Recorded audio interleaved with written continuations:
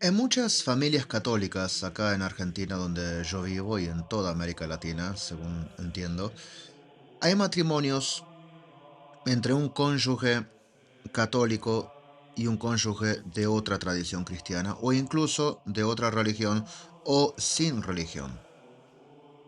Esta situación, que el derecho canónico llama matrimonio mixto o matrimonio con disparidad de culto, es una de las realidades pastorales más frecuentes y al mismo tiempo menos acompañadas de la Iglesia contemporánea. El catecismo la aborda con una honestidad doble.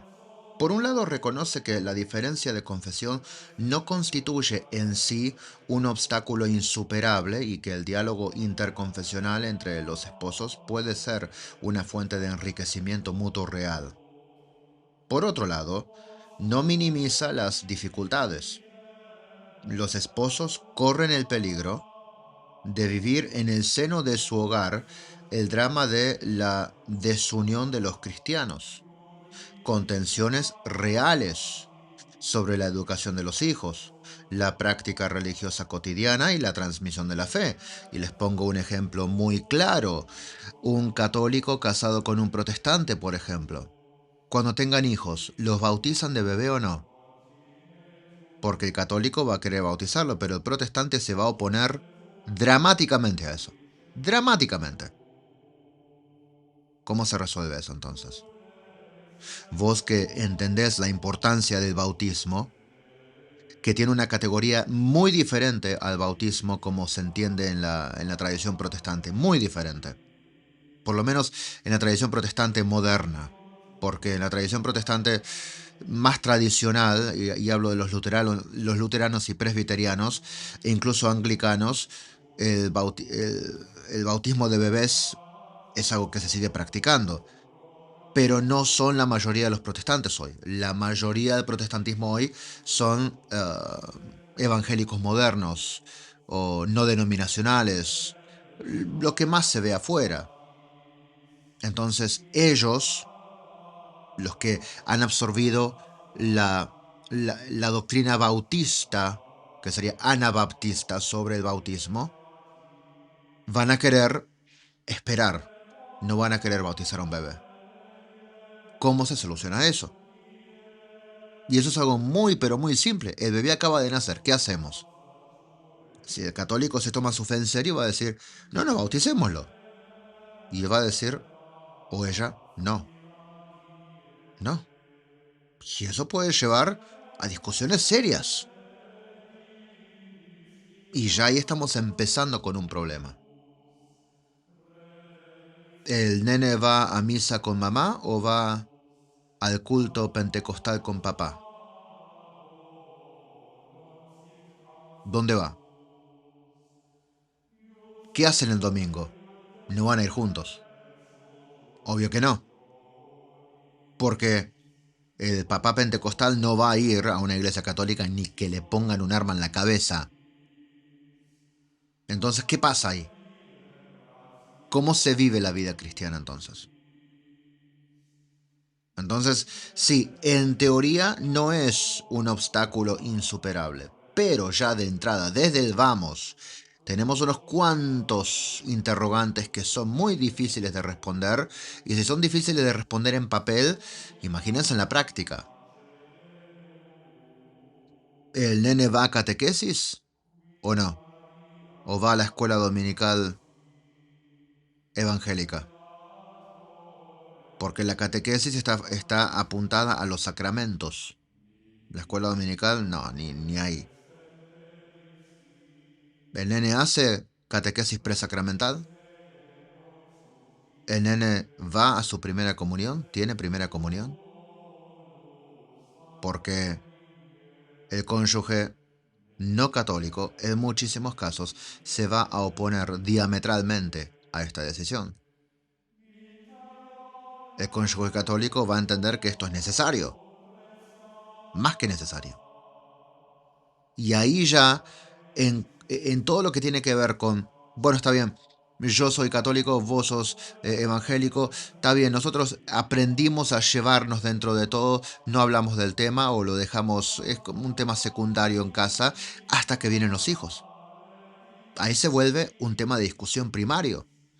Y en muchísimos casos no existe la madurez necesaria para enfrentar este tema. Y es que tampoco, por más madurez que haya, el conflicto sigue estando. Es un conflicto real, no solamente un conflicto confesional. Es un conflicto que tiene que ver con la salvación del alma. Y es obvio que ambos van a querer imponer su forma porque ambos están convencidos de que su forma es la correcta. Se dan cuenta del problema en el que nos encontramos acá. Quizás sea más fácil el matrimonio entre un católico y un ateo. Quizás sea más fácil eso.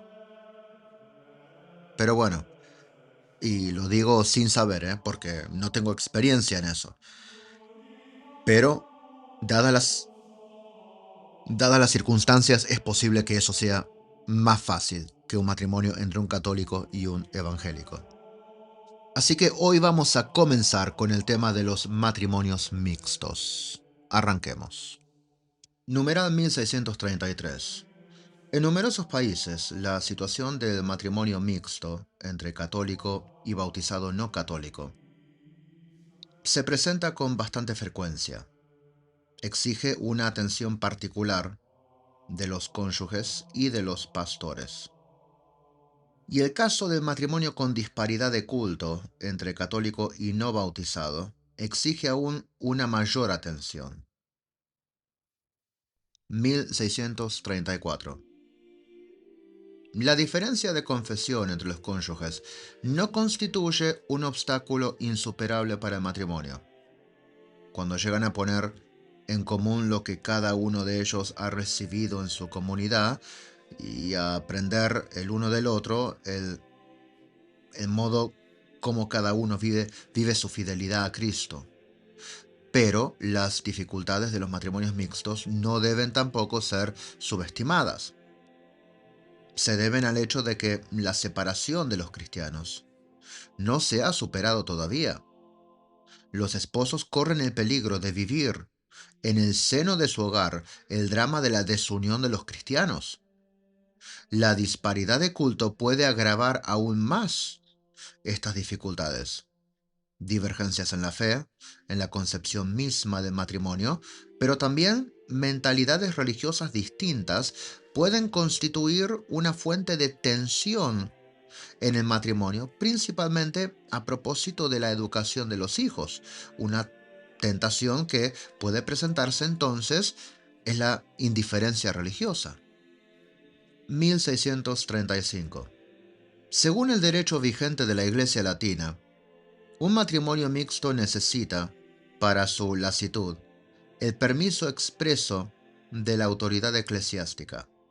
En caso de disparidad de culto, se requiere una dispensa expresa del impedimento para la validez del matrimonio. Este permiso o esta dispensa supone que ambas partes conozcan y no excluyan los fines y las propiedades esenciales del matrimonio. Además, que la parte católica confirme los compromisos, también haciéndolos conocer a la parte no católica de conservar la propia fe y de asegurar el bautismo y la educación de los hijos en la Iglesia Católica, que, como dijimos en la introducción, va a presentar en la mayoría de los casos un problema y un problema serio. Y quiero que se entienda por qué. ¿Por qué la razón?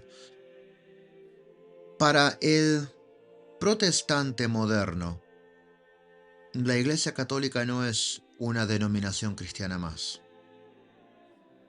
¿Entienden? Para el protestante moderno, la Iglesia es, en la mayoría de los casos, y no, esto no es en todos, pero la mayoría de los casos, en mi experiencia, el protestante moderno ve a la Iglesia Católica como la enemiga.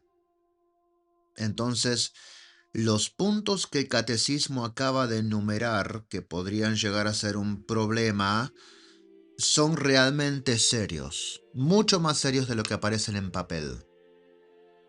Entonces, vamos paso por paso. El numeral 1634 tiene la virtud de presentar la situación de los matrimonios mixtos sin romantizarla ni demonizarla. Y eso es importante. Comienza con la posibilidad real. La diferencia de confesión no es en sí un obstáculo insuperable cuando los esposos llegan a poner en común lo que cada uno ha recibido en su comunidad y a aprender el uno del otro el modo como cada uno vive su fidelidad a Cristo. Existen matrimonios interconfesionales que son escuelas de ecumenismo vívido, donde la convivencia cotidiana produce un conocimiento mutuo más profundo que muchos coloquios teológicos. Pero, de nuevo, los casos así son pocos. Son pocos. El numeral continúa con una honestidad igualmente importante. Las dificultades no deben ser subestimadas.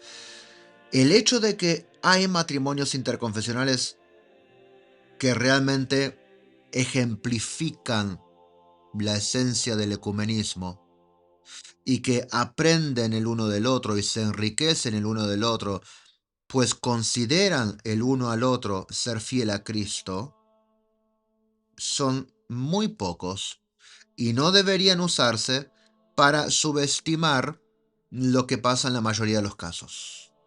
Porque de nuevo, lo que vamos a decir ahora es la realidad mayoritaria.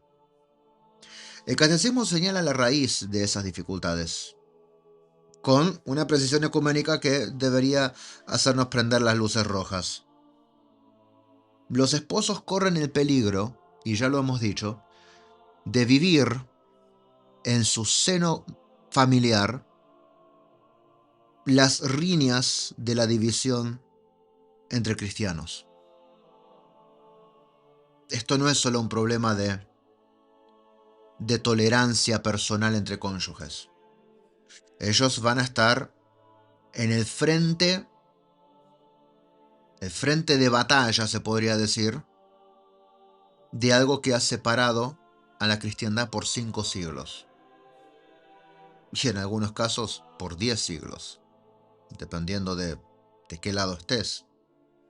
Así que ellos van a ser el reflejo en su hogar de una herida que todavía no ha sanado en la Iglesia Universal. ¿Están listos para eso?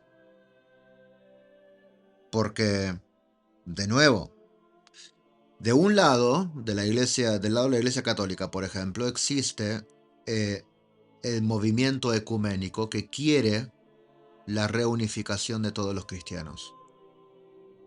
Pero en la mayoría de los evangélicos modernos, ese deseo es unilateral solamente de los católicos, no es compartido por ellos. Entonces, la mayoría de los evangélicos de hoy no consideran al católico cristiano. ¿Se dan cuenta hasta dónde llega esto? Si es entre un católico y un ortodoxo, la situación es muchísimo más fácil, porque comparten muchísimas cosas, casi todo. Entonces ahí no va a haber mucho problema. Va a haber problema quizás si se trae a colación el tema del Papa. Y así todo no tanto. Pero entre católicos y protestantes, los protestantes modernos, la situación va a ser fea. Para mí podría ser fea. Incluso si fueran protestantes de la vieja camada, el odio hacia la Iglesia Católica es muy marcado. Ellos no lo admiten como tal, pero está. Es odio, es patente, es evidente. La Iglesia Católica es el enemigo a destruir.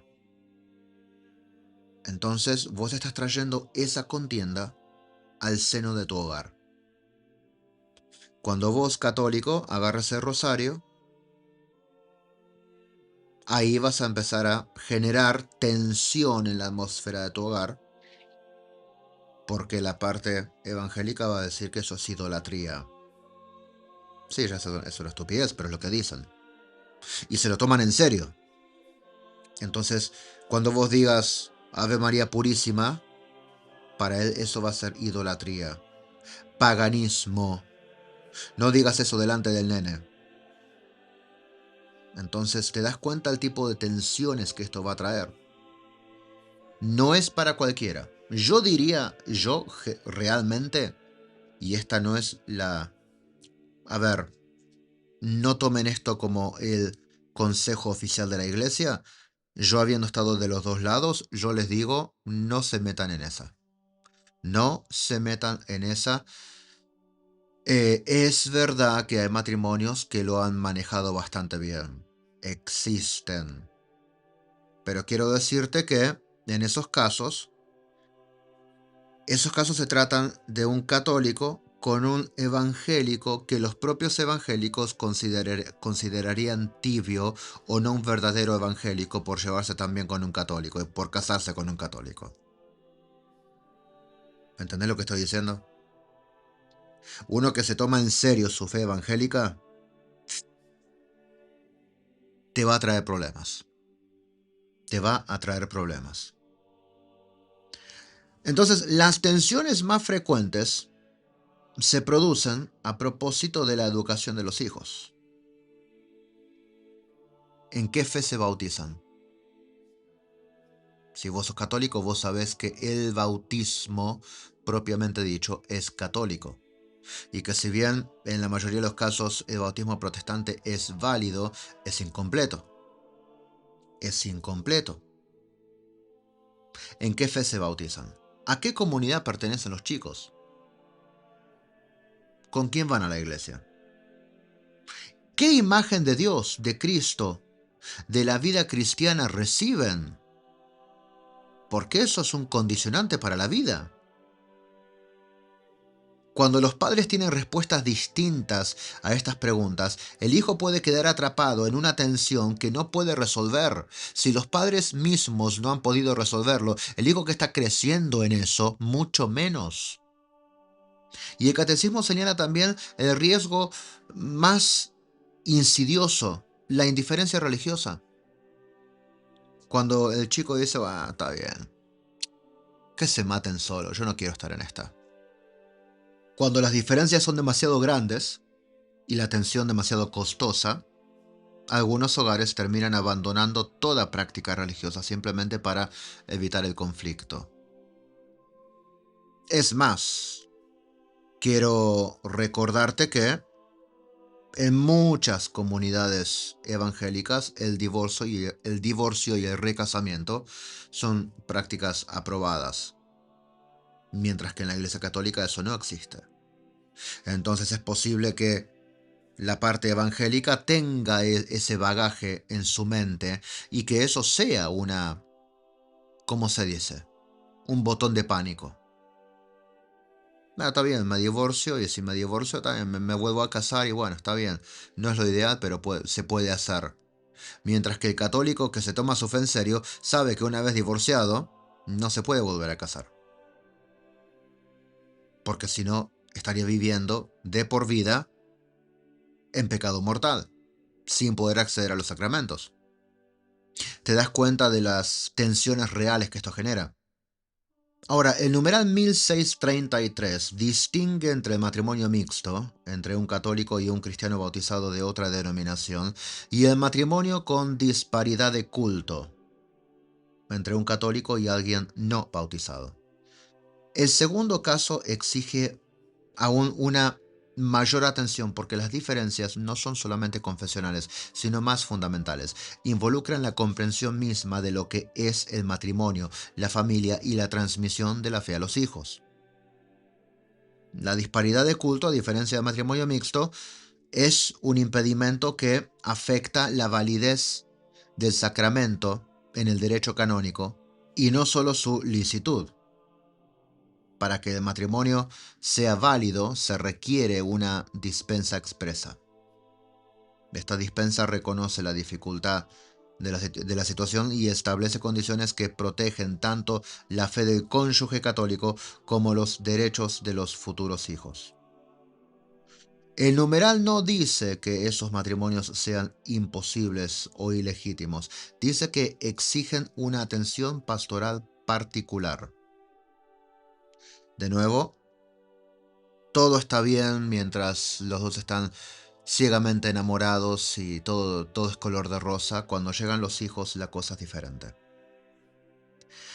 El numeral 1635, para mí es el más concreto de los tres. Establece que para obtener el permiso para un matrimonio mixto o la dispensa para un matrimonio con disparidad de culto, el cónyuge católico debe confirmar dos compromisos. Primero, conservar su propia fe.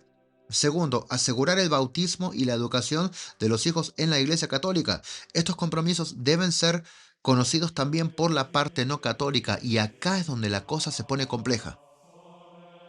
Acá es donde se pone compleja. Porque de nuevo, es posible que la parte no católica esté en un momento de, qué sé yo, tibieza evangélica en ese momento y te diga que sí a esas cosas, y después redoble su compromiso con su iglesia evangélica y después te diga que no. Eso puede pasar. Entonces, estos compromisos no son una imposición unilateral de la iglesia sobre el cónyuge no católico. Son la condición mínima para que el matrimonio no se convierta en la ocasión de abandono progresivo de la fe católica. La iglesia no puede ser indiferente a si sus fieles mantienen o pierden la fe a consecuencia de sus decisiones matrimoniales. Y la obligación de educar a los hijos en la fe católica no cancela la libertad futura del hijo, pero la educación católica debe estar ahí. Cuando el hijo llegue a la edad adulta decidirá libremente, está bien, pero la iglesia exige esa educación, porque el hijo tiene derecho a recibir la fe de sus padres como herencia, en vez de recibir un vacío religioso como punto de partida.